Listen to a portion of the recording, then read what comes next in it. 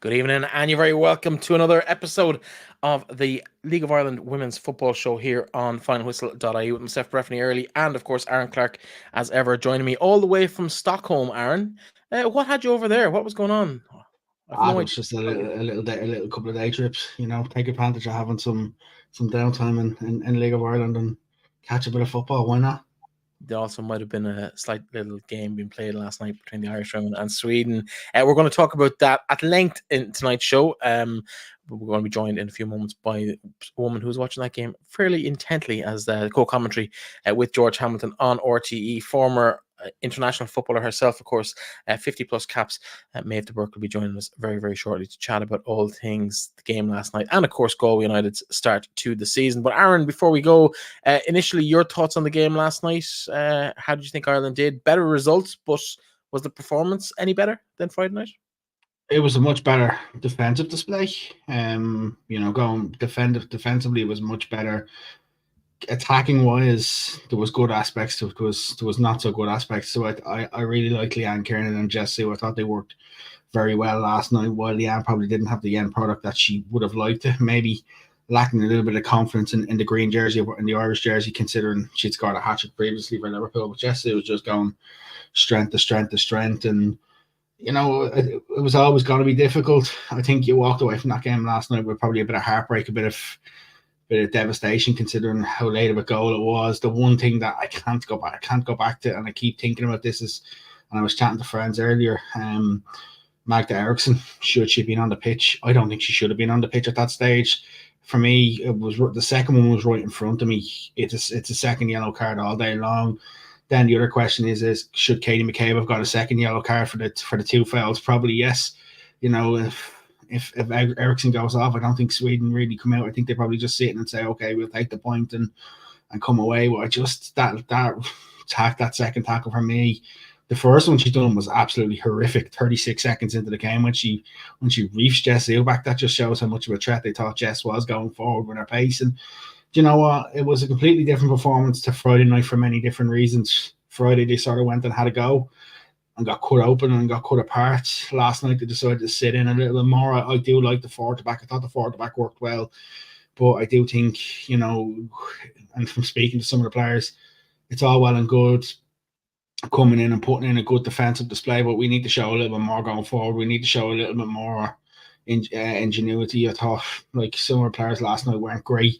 Interesting enough, I know the word on social media yesterday during the game was Louise Quinn was an injury. When I spoke to Eileen after the game, she actually said the complete opposite. She said it was just due to fatigue.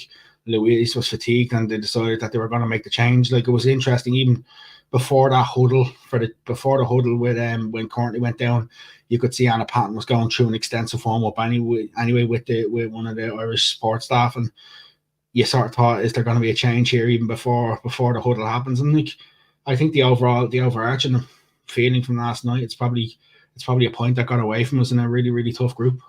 Absolutely. Of course, there was, it seems so long ago now, we might have forgotten about it, but 10 days ago, we did have games in the league itself here in Ireland. Some big results. They're all on the bottom of the screen there. Casey Howe came back to wreak havoc in the showgrounds. 2-0 winner is there for Athlone against Sligo Rovers. Cork City probably let Shells kind of overpower them. A few maybe defensive errors they'll be very unhappy with. We'll talk about all of that later in the program. But maybe let's bring Meabh in at this point. Meabh, welcome back from Sweden. Great to be back with me. You may have back from Donnybrook. You may have pulled the curtain back on your socials over the last 24 hours, obviously. But you were commentating on the game last night. First of all, I suppose, no more than Aaron's sum up of the game, your own thoughts on it as a former player and kind of watching it in the RT studios last night.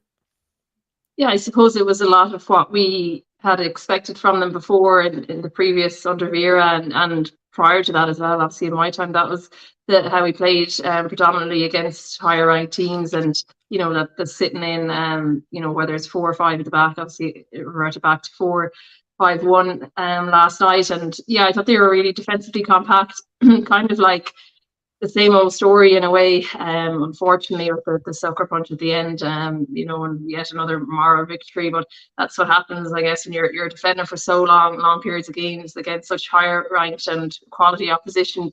Whether it is a fluky goal in the end or not, you do leave yourself open to that when you are defending for such a long time.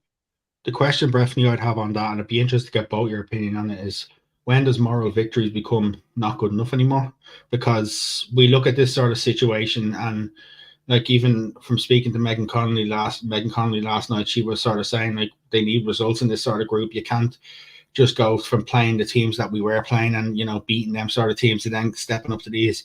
She was like, we need to make them improvements. But like, when does moral victories, or when you get a late defeat, when does that become enough? Because the question is, a lot of people talk back to Vera Pauw, and Vera Pauw was getting results. She wasn't getting playing pretty football at times, but she was getting results, and then we step into this campaign. Granted, we're playing the 2, 3, and 6 in the world, but it's still a European qualifier. It's like, when does we sort of kick into results? Results matter, because there's only so many moral victories we can have, as much as we've seen glimpses of different things this campaign. Yeah, I suppose, but she did go through a string of results, when they chose to play higher ranked opposition there in friendlies as well for a while. And I think in context, I suppose it's just that we're playing the real cream of the crop. It's like we're not even playing top 10 ranked, top 15 ranked teams. It's really that, in the top 6. That's when it really, I think the gulf in class was visible, not, particularly in the last 4 games. It was at times even, we defended in the right positions, we were in the right areas of the pitch, and then just, like individual class just breaks us down. Like Canary, I thought, was the best player on the pitch over the 2 games. Obviously our player of the match goes to an Irish player each time, but she was definitely the standout. I thought she really, really caused havoc on the right side, and we failed to deal with her at all. And I think, she really stood out. And I suppose that's the thing we're up against. We're, Ruffalo as well. She won the Champions League with Barcelona. I was over at that game, and she was class in that game as well. And that's the type of the standard of player, and they're playing week in and week out at that level, whereas then we're coming into the international games trying to raise our game to try to play against them whereas they're used to playing at that level week in and week out. So it's a difficult one. Yeah, to put that in context, we didn't really have a player in the Champions League this year when Arsenal got knocked out early. And I know Jan Caldwell was involved, of course, didn't feature last night, but she was involved briefly at the start. So we didn't really have any Irish involvement in the Champions League past the first round. So we're not quite at that level. But let's be honest, both of you, I suppose, in this one, in terms of the draw, when that draw came out, did you really expect us to be anywhere but bottom of that group because of the golfing class? Well, to be honest with you, when the draw happened, like I was in contact with you today, the draw, and the only prediction I got wrong for the draw is that we got France instead of Germany. I thought we'd get Sweden and England. To be honest with you, it's always going to be difficult to finish anywhere other than bottom. But like, it's not necessarily about if we finish bottom. Okay, we're expected to finish bottom, but it's about the sort of how we go about finishing bottom. Like the main concern for me at the minute is that we've played 6 games in 2024, the Italian game, the Welsh game, and the 4 qualifiers. We haven't even scored a goal in 2024.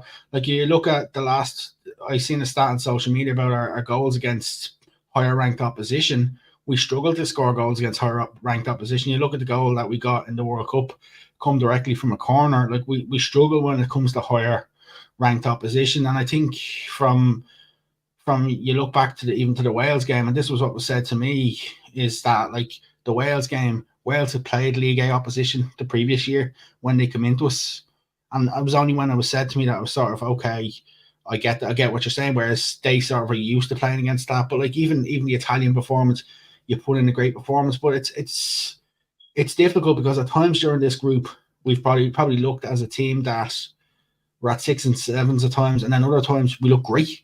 There's no sustained brilliant performance. Like last night, up until the goal went in, you'd say, okay, that's the first one we've shown where we've actually looked solid, compact. Yes, going forward, we didn't look as good, or we didn't look as threatening as we potentially did on Friday night. But then that's the counterbalance. And as Meabh was saying, like some of the players that they have, Like, I thought Katie McCabe these last 2 games has had a thorough time at left back. She's been ran up and down the pitch by Canyard, and like, you look at what she done in Dublin with the first goal she scored, and like, it's sort of a case of, are we setting our expectations too high because we've qualified for the World Cup? Like, Eileen talks an awful lot about in transition and a team in transition. But the thing about a team in transition would mean that you've loads of different players in the team. We've majority of the squad that would have been involved in the World Cup, bar a couple of extra players who come in. So we've a lot of players that are playing who were playing in Australia last summer. So like, the question is maybe have we set the expectations too high? Meabh, do you want to take that? Point. I mean, it's a fair point, really, because like I said, especially when we are mixing it with the top teams, you know, I mean, if you look at it, these 3 teams will be expecting to get to the semi-finals of the Euros next summer. Like, Sweden have finished 3rd at the last 2 World Cups. We know all about England; they won the last Euros. You know, and France, of course, are right up there as well, in the top 5 in the world. So those 3 teams will have ambitions of winning the Euros next summer, and I think, when it comes down to it, even if this was a draw in the Euros tournament itself, we'd be calling it the group of death. So, I think expectation-wise, I think, you know, if it was a case of us playing teams ranked to the top 10 or 20 in the world, then we would be sort of looking really at getting results and trying to set our expectation in that regard. But you're right, the lack of goals is a problem, and the lack of, I suppose, the only time we did look like scoring was in the first half against Sweden at the Aviva on Friday. But then we also got the heaviest result of the heaviest defeat of the group too. So it is really a balancing act. And I know a lot of people are saying, oh, we can play one way or the other way. But like, you know, football isn't that black and white that we do need to play either offensively or defensively like American football. You know, we can just try. I think there's ways it can be tweaked. Like on Friday, like our 2 wing backs were bombing on when we had the ball, but I mean, you know, you'd look at, okay, if the player on the side of the ball, you'd call it the strong side, push it on, then the other wing back could tuck in and make it a 4 at the back. You know, it's adjustable, and I think they probably look at that to try to get a bit more of a balance between the completely defensive attack or the completely defensive approach and the all-out attack approach. You know, definitely need to find a happy medium. The one thing I'd say on this, Breifne, is the players will tell you themselves they're not happy with just, you know, the talk of we're guaranteed a playoff. They want results in this group, you know, and I think the probably the worst problem for Ireland in this situation is the fact that because the way the Olympics falls, all 6 qualifiers are played between April and July. So you've very little contact time with the players either to even try and do anything because every time you come in, it's game on a Friday, game on a Tuesday. Like, even from speaking to Rusha Littlejohn last night, like, she was saying that's her first game in 5 weeks. She missed the game against Sweden at home, but due to an injury. It's her first game in 5 weeks. Like, the one thing we probably will say, and she probably hasn't always had her best game in green, but you can see how much even Denise O'Sullivan was missed last night. I thought Rusha Littlejohn in the middle of the park done some very good work to sort of null and gate some of what Sweden were able to do on Friday evening. But she couldn't last the 90 minutes. And I think even you look at players like Leanne Kiernan, she's not fit enough to play 90 minutes at this stage. And they're the sort of players where you need them legs going all the way up until the end. And like, to me, realistically, like, yes, it's very disappointing not to have got something from the game. But I'm more curious to how they're going to come back off the back of this and see how they put the performance in when they travel to England in 5 weeks' time. Meabh, I suppose you've been around the game a long time. I suppose you would have broken into the international squad in the noughties, and it was a very different landscape back then. I suppose for a lot of the football in public in this country, women's football started when Amber Barrett scored in Hampden Park, and there was nothing before that. But of course, those of us that have been around the game for decades know that that's not the case. There was a time when Ireland didn't even have the opportunity to qualify for the European Championships. We were that lowly ranked. You must look at the last 2 years, and I know off air we were kind of joking about the match fees and stuff and asking you how much you were owed and stuff. You must look at the game now and not nearly recognize it from where you would have been starting out as a youngster breaking into that team. Definitely, yeah. It's come on leaps and bounds. Like I think my first cap was in 2006. So it's it feels like a lifetime ago in many ways in terms of how much the game has progressed. But I think it has really, developed exponentially in the last few years. But yeah, you have to look at even the likes of, yourselves and the WNL show and that would have been promoting the game long before a lot of the so-called bandwagon, I suppose, supporters and media outlets that would have jumped on when the interest levels peaked. And it's great to see, obviously, that the levels going up so high, but there was a lot of groundwork done in the background as well prior to that. But yeah, like I said, this I think is 15 years ago. We went to Indiana this summer, or this summer 15 years ago, we would have gone to Indiana for a 10-week training camp. It was the first really thing, like people thought we were crazy to have the national team together for that long. And it was under Noel King, and in fairness to him, I think he did a lot of forward thinking to try to make ourselves into nearly just a professional team for even that limited time. Now, it didn't work out in terms of the results that we got after it, but I think we brought our the game on in terms of within the squad to another level at that time. But that was sort of the start of it. And obviously Steph Roach's goal then as well, like, brought a lot of more interest and more eyes to the game and that. But it has it's come on a long way since then. That was nearly what? That would have been nearly 10 years ago, last October, November, that goal? 2013, I think it was, when she scored that goal. So yeah, it's coming up on 11 years, which seems crazy. It was. I remember like walking through airports, and it was the first time I think anyone had been recognised. People were stopping stuff for selfies, and we didn't, like, it was crazy to us at the time. We're like, gee, like, wow, someone recognised as a squad member, like, and that, yeah, like I said, that was 2013. So for it to have really developed it, like, it's great to see. And I think the main thing really is the girls coming through now, the younger generation, that they can see players and they know the pathway ahead of them. I mean, I didn't know any player on the Irish team until I went in training. I had to ask them their name. I hadn't seen any of them. Their games weren't on telly at that stage. I think there was maybe one game had been on televised on TG Carr way back in the day. And I'd never watched the team play or knew any of the girls until I was training alongside them, which again, it just seems like girls coming through now wouldn't really be able to kind of know about that. But even the locations, like, those games were played. I remember going to games in Belfield Park, the old Belfield Park. I remember going to games in Richmond Park, a lot of games in Richmond Park. And the crowds, like, you knew everyone there. Everyone. Oh, yeah, you'd be able to stop, your family, friends easily, like, because, there wasn't that many people there. It was, obviously in the low hundreds if you were lucky. And, that was just the way it was. And, I wouldn't change it either, because we had great times too. And it was really, obviously, like now with the Aviva, it's kind of when Tala was there, there was such connection between the players and the fans. And now obviously the Aviva, it's just not possible. The numbers, the girls can't stay signing autographs for 25,000 people. It's not realistic. And it is great to see it moved on that much. But yeah, it's a different game at the end of the day. I do, Breifne. I do want to touch on something in a minute in terms of the fitness and players for the Ireland players, but just, you've said something there, Meabh, about the Aviva. 22,000 in the Aviva compared to 10,000 in Tala. Does that say that potentially now, because of the demand, we can't go back to Tala?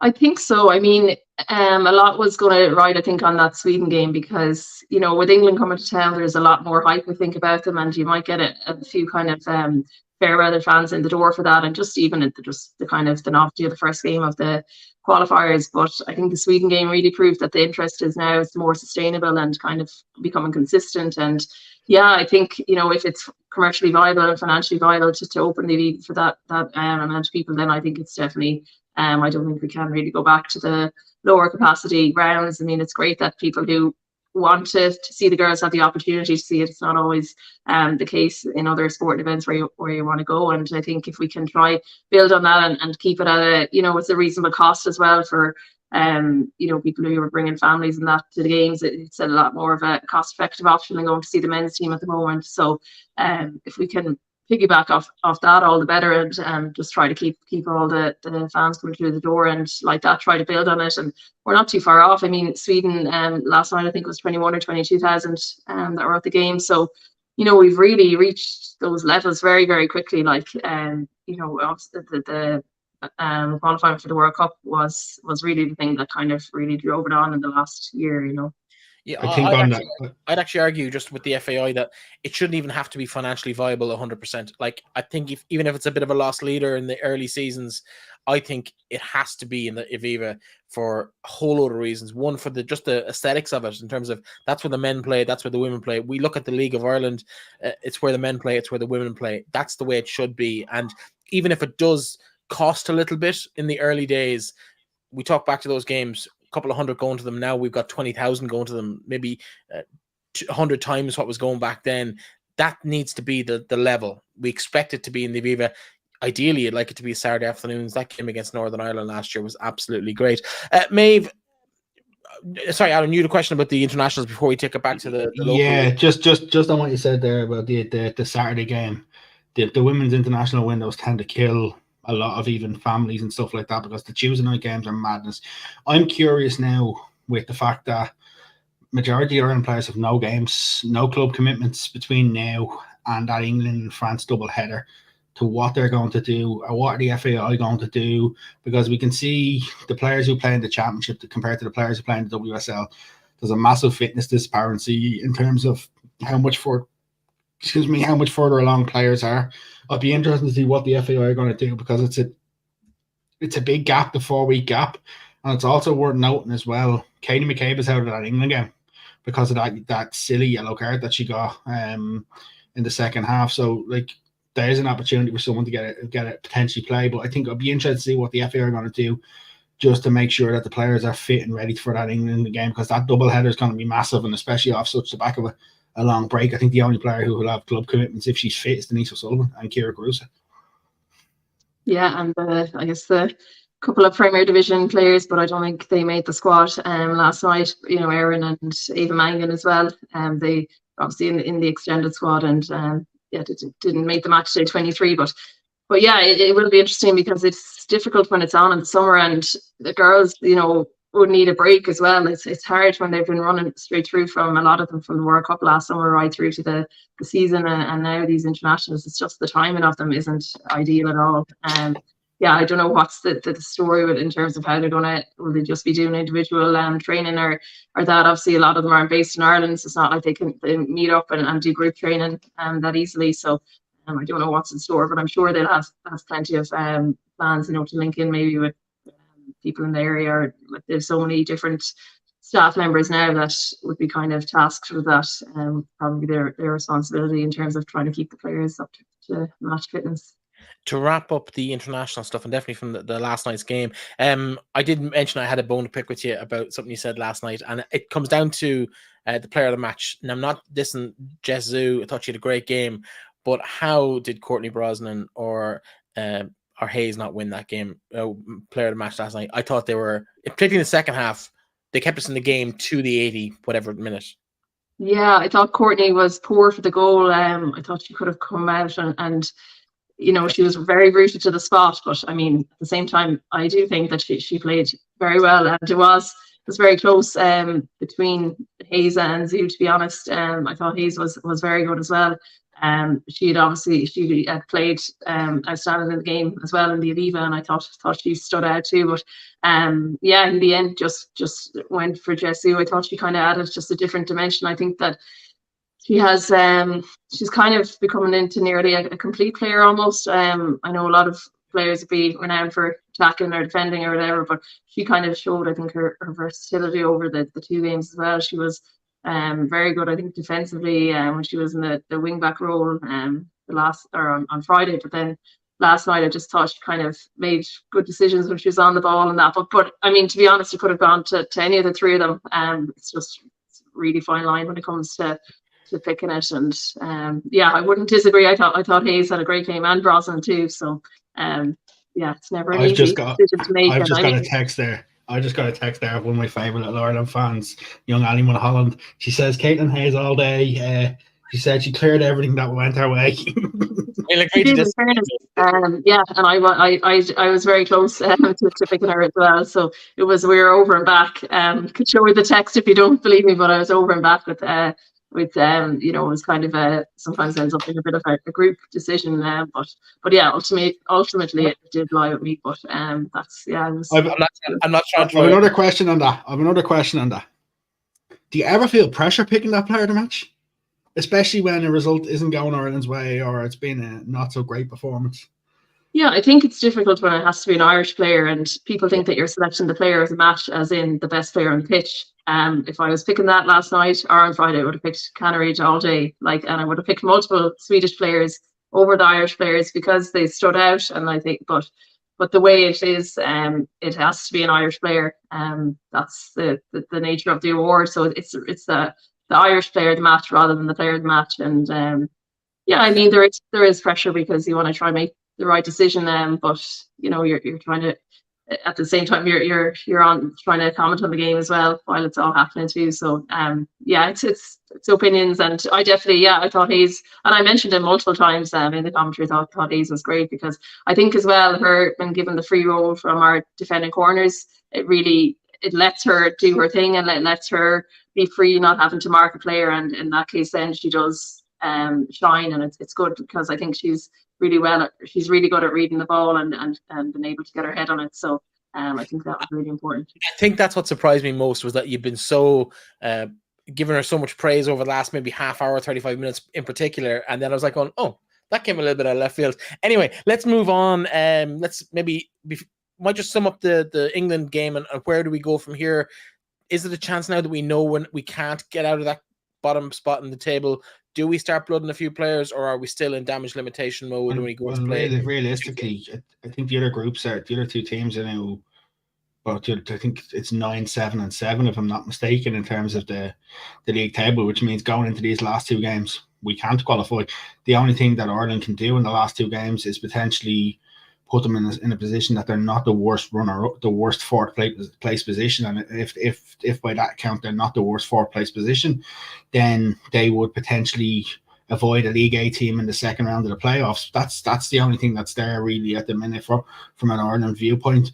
It's difficult, and I'd be interested to get Meabh's opinion on it because I think you want to avoid that League A team at all costs. So I don't really think you can afford to be flexible and blood players, and I think that's probably as much as we're out of automatic qualification, and that's probably the rootlessness of being in the top league is that with Switzerland getting the auto qualification, that we're not guaranteed an easier ride through. So I think we need to be full guns blazing for these next two games. Definitely, and I think we're going to kind of come up against it because each of the other teams are expected to get 6 points against us. So we're going to, and goal difference could come into it in terms of them trying to get that second automatic qualifying place as well. So it's not like they might be happy with just getting 3 points against us. They might really be trying to go on and bang a few goals in. So yeah, I'd expect us to park the bus in the next two games and hopefully and just try to get a point, because like I said, a point could end up invaluable. We don't know at the moment, obviously, how the other groups are going to pan out, but that point could end up, if it meant avoiding a League A team, then it would be huge because we see ourselves the gap. It depends on who we get drawn against, but the gap between the League A teams and League B does seem huge. That would be a massive advantage if we were to be able to play the League B team. Yeah, just looking across the groups, Poland currently also 4 defeats in 4 games with a worse goal difference than us. So that's the only one. I think that's the only one. I think Finland have 4 points, if I'm not mistaken, and Czech Republic got a draw last night. So it's only yourselves and Poland that are the only two that are on no points after the 4 games. Yep, that's it. So we really need them to lose to Iceland and Austria, and hope we can, even if we keep the goals tight and don't concede like you've spoken about, it does mean we would go through on goal difference and avoid that unnecessary attempt at playing an A team. We don't really want that if we don't have to do it. Meabh, taking things back towards home, your own thoughts on the league so far from a former Galway WFC players and captain's point of view. It's got to be nice over in the city of the tribes at the moment, sitting top of the table after 7 or 8 games and a point clear of Shells. All things nice and rosy in DC Park. That's for sure. Yeah, it makes a change to enjoy looking at the table. It's nice to see the Galway girls on top. I mean, obviously it's still early enough on, but they've been had a really bright start to the season. And like I said, it's 7 games now, and we've only conceded 2 goals, I think. So that's really, I think, the backbone is that they're so defensively solid. But obviously, the goals, having scored the most goals in the league as well is massive. Something that Galway teams that I would have been involved in the past might have struggled with, in terms of getting the goals on the board. And that's always been, I think, the teams obviously that end up towards the top end of the table have managed to score a lot more goals. So it's nice to see, and they're progressing along well. League record attendance as well in Meabh de Burca. That's something that we probably wouldn't have seen a couple of years ago as well. And I think you can see with Galway is when they're playing well and when they're doing well, the fans also come out and support them. They come out and give them a cheer, because the next 2 weeks are massive for Galway United. I think it's Wexford this weekend and Shelbourne next weekend. If they could get 6 points in them 2 games, they're well on their way towards the finishing the first round of the games, top of the table. That's it, exactly. Yeah, it's nice to see, and hopefully they can keep the attendance numbers up. I know last season the average attendance had actually gone down from the previous year, so now hopefully they can kind of really drive on, and the record attendance, they got a good game as well, that they put a few past the LOI, so I think it'll mean that a lot of those fans might come back on a regular, consistent basis as well. And that's the thing, really, is just to try to build that fan base and try to get not only young girls but families and all sorts of people in through the doors, and just keep it going, and just use that momentum. Like I said, the next couple of games are going to be massive. The game, this year I think the league has proven that just any team. I know we've said it in the past that teams are capable of beating other teams, but 8 of the teams at the moment in the league have 2 wins, and that's only it's 7 or 8 games played, and that wouldn't have happened in previous years. There would have been a real 3-tier system where you have the weaker teams at the bottom, middle, and then the couple of title contenders, usually top 3 at the top, and they were usually the same 3 every year. So this year I think it's really shaken up, and I think it's great to see, because for a neutral watching on as well, especially the games particularly the ones on TG4, tend to always have a bit of drama or something about them, and like that you can't predict the winner before it either. It can be any team, and who would have, even on the flip side, who would have thought that Wexford and you say Shamrock Rovers even in particular would have been down the kind of the bottom end of the table. But again, could all change in a matter of games, where the table could be flipped, and different teams will be up towards the top end too. Of course, Galway played their part in that 1-0 winners over Shamrock Rovers 10 days ago. Did you see the goal? Eve Dawson's goal, lovely finish at the end of a beautiful cross in from Jamie Erickson. Yeah, and it was interesting. It was one centre back to the other, but I think it had come from initially, I think it was a corner or a free kick over on the right side. So it was nice to see them, I suppose, gambling, staying up the pitch as well. And great delivery and great finish, and nice to do it when the game's on TV as well. Although I'd say they won't matter if the games are on TV or not, they'll just want to get the points on the board, and they've kind of been just going about their business quietly as well. And they would have been nobody's pick to be top of the table, I think, at this point the season. Often teams can end up there after 2 or 3 games, just based off maybe a lucky streak or who they've played in their first few games. But to be there at this stage, and I think at the halfway point as well, that'll be really interesting to see where the teams end up at the halfway point, having played each other once. That's going to be a real good indication of how the league might go. Breifne, my biggest thing from takeaway from that game, it wasn't even the fact that Galway won the game. It was the chances that Rovers had that they didn't take. The 2 where Joy Ralph got through on goal, and it just looked as though it was a player not in confidence. And the Anya Gorman missed from close range. They're the sort of ones that they take them, it could be a completely different game. But that's sort of from a Galway viewpoint, when your luck is there and when you're in form, you tend to get them breaks. But even for me, Meabh, and I know you'd have played with her a bit with Earley as well, but Julianne Russell is just like a fine wine. She's just getting better and better at this stage. And your next question is what's she gonna do next? Yeah, that's the thing. She's after coming back, obviously from having her baby, she's really flying it. She hit the ground running and kind of brought the players along with her. And I think her and Lindsay McKee, bring that leadership that you do need. Obviously, they talk about how young the Galway team is, but there's also there is a lot of experience there, and some girls aren't so young. The likes of Therese Knievy now, she's been around the block for a while, even though she still is quite young, but she's a lot of years in the league behind her too. And I think also the American imports are Canadian as well, have been vital too. They're in such pivotal positions, centre back, centre midfield and goalkeeper. They're really important to have those players, and I think they really bring a lot of stability. But yeah, going back to Julianne, who's operating up front now as well. She would have traditionally been on the wing in her younger days or that, but now she's been really kind of terrorizing the centre backs. I think she just brings that energy, and it's infectious then when it comes from the front. I think a lot of the players then will roll in behind that and feed off her actions. They're going to follow suit in behind. And I think it has added a new dimension definitely when she's playing up front rather than on the wing, because obviously Galway don't play with wingers, and she's more effective, I think, in that role. And I think that's a lot to do with how they're playing, how they're getting the results as well. They play a formation that's different to any other team in the league, and it's an interesting one. You'd wonder why teams don't change and adapt when they're playing them, but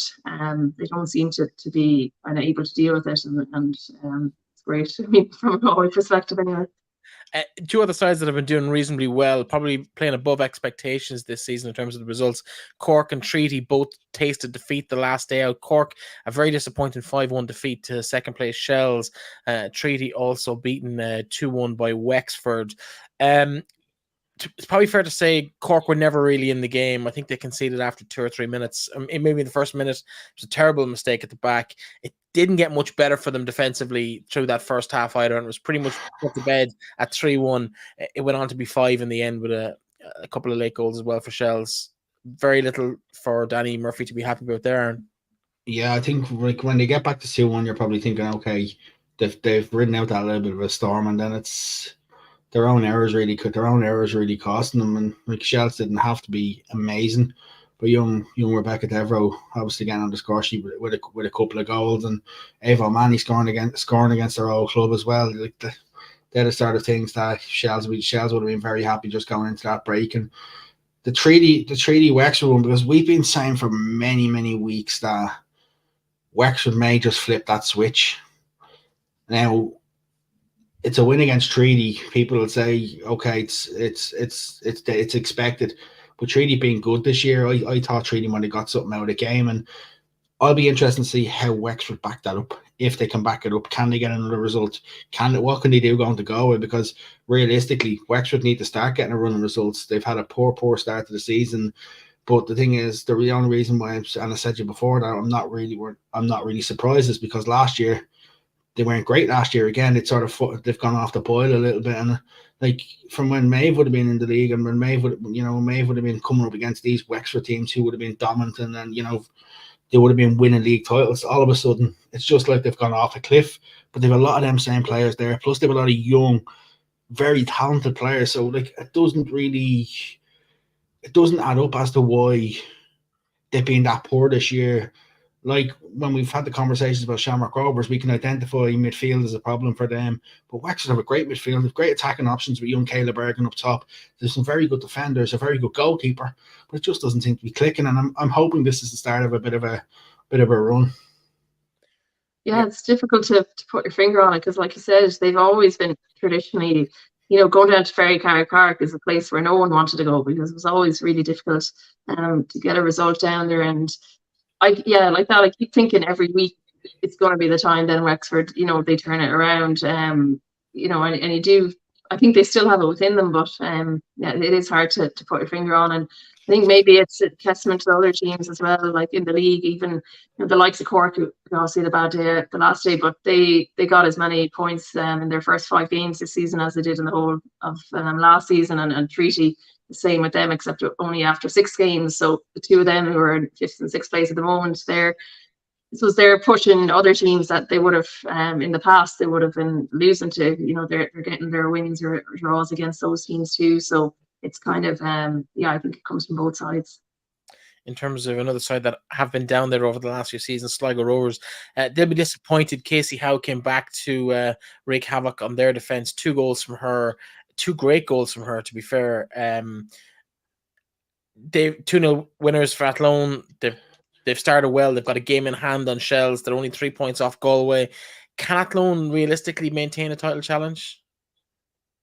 I think so. I mean, like that, I think this year will be the team that wins the league will probably have the least points maybe of teams that would have won it in the past. A lot of teams would have kind of been runaway winners, or a lot of like that top 3 teams would have been winning against all the other teams. But this year, I think it's almost turned into a 3-horse race, but you wouldn't want to be writing off Peamount either yet, because they're always they proved last year they keep going to the end, and they'll definitely still be in with a shout, I think, come the end of the season. But yeah, Athlone, again, like Galway, are kind of in unfamiliar territory in terms of have never been able to, they've been up there or thereabouts, but they've never been able to kind of maintain a sustained title run and a title challenge. So I think they have great experience as well, like the likes of Larry Ryan obviously there, and then players would have come actually from Galway, the likes of Chloe Singleton, Shauna Brennan and Kate Slevin and others. They have a lot of like you mentioned, Casey Howe as well. So I think they have enough quality in their ranks as well to be able to stay up there come the end of the season. The biggest thing, Breifne, is from when Kieran Kilduff came in last year, they title winning form. They were just that far off when he came in. So I'm not surprised to see them there or thereabouts, and I think they will be there or thereabouts come the end of the season. The biggest thing is it's going to be sort of a case of catch me if you can from a Galway. But it's great to hear Meabh say something that I've been saying since the season has started about the lowest points winning. I am convinced it's going to be the lowest points per game winning league title, and I think it's evident. And as much as Phil Trail's not going to like me saying this, I think Galway will go through a patch where things will be difficult for them, and it'll be a case of how they come through that patch and how they navigate that patch, where it may be 1 or 2 bad results. And because the thing is, the teams around them are going to drop points again. Like if you look at the league table, like what if Shells got 3 draws? I think Shells have 3 draws this season. You know what I mean? So while they're unbeaten, they've drawn 3 games. That's 6 points they've dropped from games. And like I wouldn't be surprised to see them finish with maybe 5 draws this season, 6 draws this season, or Galway finish with 3 or 4 draws this season. I wouldn't be at all surprised. Yeah, it's an interesting one. I suppose from a Sligo point of view, Tommy Hewitt came in there. It'll be particularly disappointing. Casey Howe scored the 2 goals, but the first one in particular, great run from Roisin Malloy, herself a former underage player at the showgrounds. That's got to sting a little bit. Absolutely, and I'm sure he tried to get a couple of more of these players to come back. I think as much as we've had the conversation at the start of the year about the players who've swapped clubs here, and these two, I think Athlone have probably come out with the best of the two, with the fact of Casey Howe's just hit that ground running. And the thing about her is she is fully deserved to be in that Northern Ireland squad, and she come on again this week against Portugal, and there's nothing more deserved for her, because she's probably in the form of her life. And then like it's sort of taking the pressure off Maddie Gibson as well. It's taking a little bit of pressure off, because the relationship the two of them have is brilliant, and I think they've been doing well for Athlone. From a Sligo viewpoint, you thought the results may start to come, but I think we all knew it was a big job for Tommy Hewitt there in Sligo, that like they were quite a bit off last year, and I think it's still going to take a bit of time for them to sort of play the way he wants to play. He's going to have to take a couple of windows to get the players he wants to get in. It's like Athlone. It took him quite a while to turn that Athlone movement around, and I think he can do it. I wouldn't be surprised if he goes nibbling at the likes of Galway to see if he can get some of them really good underage players who maybe aren't playing or aren't getting minutes. That'd be the sort of thing that he may look at. But I think realistically, I think it's been a difficult enough season for Sligo this year. Meabh, might go to you about the final game of the previous round of fixtures before the international break. Peamount and DLR kind of came up showed up for this game, and they have kind of had an on and off season. Still haven't managed to win a game, but they came very, very close. Peamount very much off the boil. A very rare Karen Duggan mistake and a dubious offside maybe to give the second goal to DLR, and then maybe a dubious penalty on the other side. So maybe cancelled each other out. Your thoughts on that game? I don't know if you got to watch much of it. Yeah, I didn't watch the game, but I did hear about it afterwards, and yeah, I think it was it was one of those where Peamount, I suppose they haven't had the start that they would have wanted. They would have really liked to have been a little further up the table, just particularly when they've the game in hand as well. It's a kind of a little bit of an uphill battle, but DLR just they've struggled a bit this season. Like I said, like they've three draws. So if a few of those draws just turn into wins, it like that the whole thing could be turned around, and they might see themselves push up the table. But I think they had difficult season last season too, and I think maybe they're just not, they maybe just don't have the players in or that, or it's just again something not clicking for them. And they have experience well, like Jess Gleeson and Eve Mandana as well. But I think if they can just maybe bring in, they might even, you wouldn't know, they might add to it over the summer break as well, and just a little bit more quality might see them push up the table. I think you're not really wrong. Like the biggest thing for DLR, I think this year is the fact that they haven't been good. Naomi and Nagase being missing for the rest of the season, it's a massive, massive loss. But like they've had draws against Shamrock Rovers and Peamount in the league now. Like that's two big draws, and they just need to convert some of the poorer performances into better performances, and then they should be able to pick up that first win. There's no reason why they can't.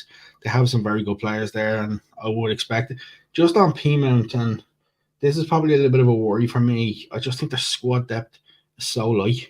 When they have injuries, you can see how reliant James is on 12, 13, 14 players, and they don't necessarily have the depth. That's just a little bit of a concern for me. Then he may need to try and bring in one or two during the window just to add to it, to give himself a little bit more space and leeway, because you could see even Chloe Maloney missed the first 4 or 5 games. They've had other players coming in and out through injury. Was a big miss as well.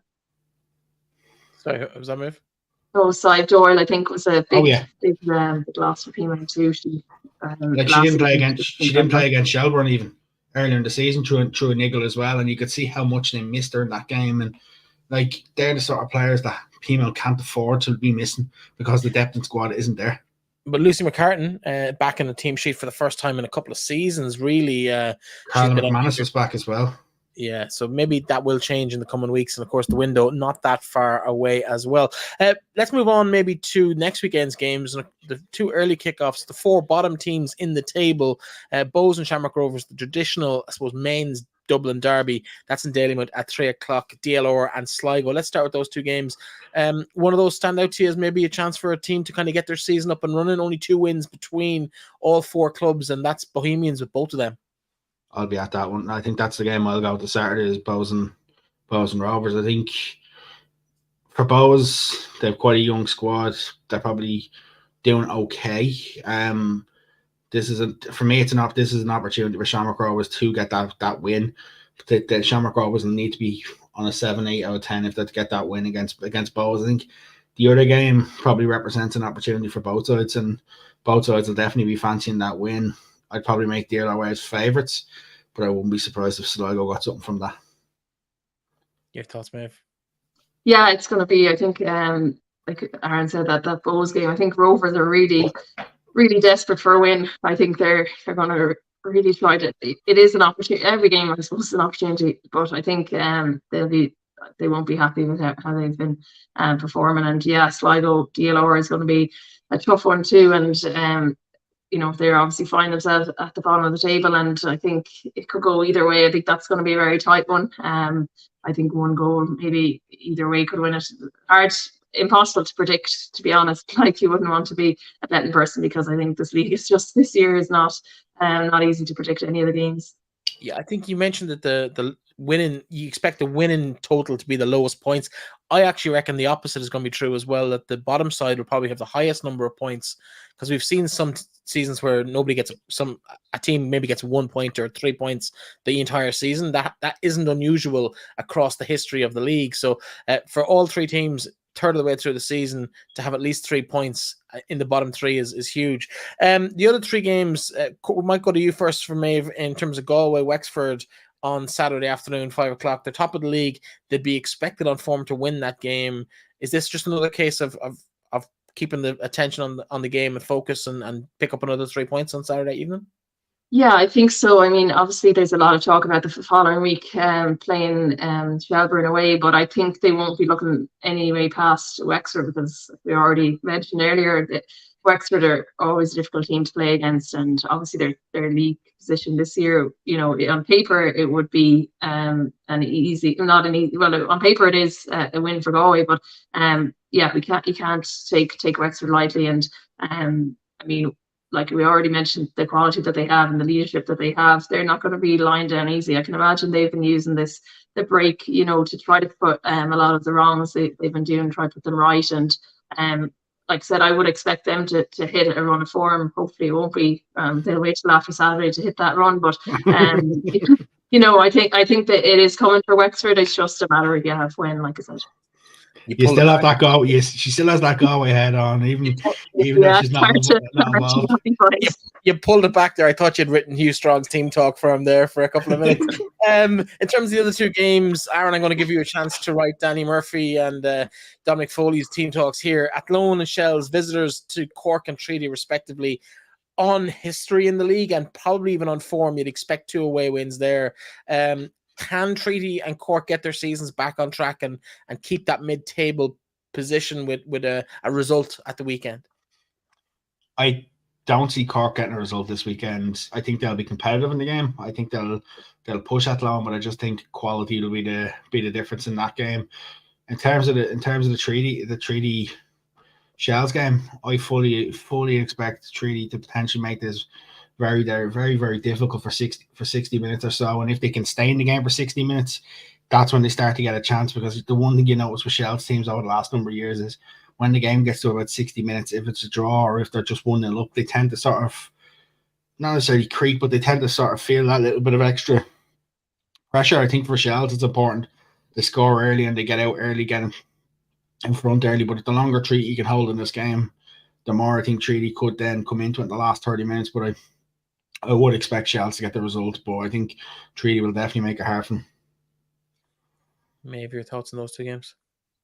Yeah, I think like Aaron said, Treaty are always, they're this year in particular, they're at home, they're, I think, a really tough team to go up against. And again, like I said, in the past, going down there, you would have been almost guaranteed to get the win, particularly for your Shells. But they can't afford to slip up now because they're obviously trying to chase Galway. And I think, they'll be looking to get the win. And I think, we do talk about the games against the top teams in the table, but also what's important is just to keep picking up the wins against the teams who are mid-table as well and lower down the table. So that's going to be a really important, I think, game for Shelburne in particular.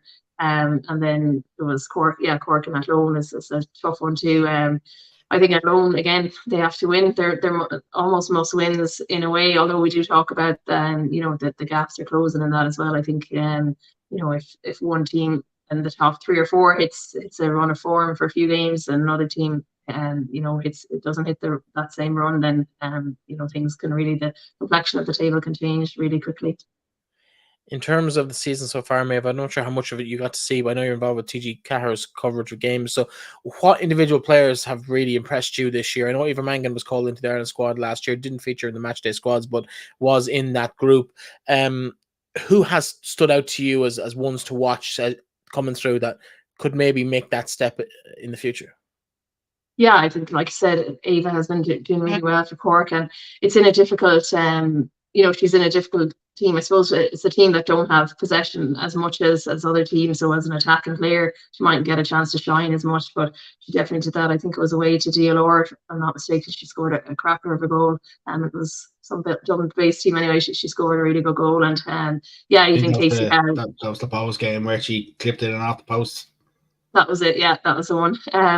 Yeah, and yeah, we already mentioned Casey Howe for Athlone has really really shone. And yeah, again, we've already talked about Julianne. I think she's really been a shining light for Galway. But I think Lindsay McKee as well, just operating in a more central role. I think she's kind of taken on a new lease of life. She would have played on the wing an awful lot when I played with her, but I think kind of been moving into that central area. She can just use her creativity maybe a little bit more and be involved in the attack that bit more. That, you know, at times when you're playing on the wing, you could get isolated or not get the ball as much. So I think she's been able to have a better impact on the games. And yeah, I suppose there's even the likes of, you know, there's likes of Leah O'Leary for Shamrock Rovers, had a great season last year. Maybe not again with the team not running or hitting the same run of form, you know, isn't really kind of standing out as much, but definitely has the potential to be there. And I think Chloe Singleton as well for Athlone is another one who's been having a good start to the season. I could probably keep going on, but I guess they all, you know, can't keep going on forever. But they're definitely ones that are knocking on the door for the Irish team. I'm not sure. They seem to have gotten rid of the home-based training at the moment. I'm not sure if that's still going ahead or that, but it's difficult for them to make that breakthrough. McLaughlin is obviously the other one, and the couple other girls that Ellen Dolan and Jess Fitzgerald at Peamount as well. I think the three of them are really pushing on. They're still young, like, so they do have time to develop, and I'd expect to see them, you know, sooner rather than later kind of pushing on. Just a word of note, actually, Ellen Dolan was named Player of the Month for May, off the back of the other day. But I think a lot of players you've mentioned there, Meabh, are probably, it's great. And I think for you, while you're not involved necessarily as a player, you know, you're doing a lot of stuff with RTE for the international stuff. The TG Car work, how much of an enjoyment is it, you know, to be on the other side? You know, you're looking in at the next generation. Yeah, it's great. Like you said, I mean, the foundation is the domestic league too, and I've a big passion for it. I'm the kind of advocate of it. So when TG Car started showing the games, it was great. Obviously, my last game for Galway was that game, 5-2 game against Peamount and Pearagh Park. So that's one that James O'Callaghan doesn't like when you mention that. So yeah, I mentioned it loud, so I mentioned it loud. Don't worry, because Abby Callahan's goal will always stick with me that night. When she dinked it over the bar, because I was on commentary for Shells versus Wexford that night in Tolka Park, watching the game on my iPad, and I remember Peamount got 2-1 up here, thinking, all right, it's dead and buried. 2-1, 2-all, 3-2 Galway, 4-2 Galway, 5-2 Galway. Talk about what a way to go out though, Meabh. What a way to finish. Yeah, I mean, at 2-0 down, we're just thinking, here, if a third goes in, just damage limitation, park that bus and don't move it. Like, so I don't know. It just, it was kind of, it was a funny one. But in fairness to Peamount, they used it and they really came back last year and they kind of, you know, sealed the deal, getting the win in the league against kind of all the odds and against a lot of Peamount. A lot of people not predicting that they were going to do it too. So like, fair play to them for, I think they would have used that as motivation. Obviously, how could you not? But definitely a nice one to kind of be.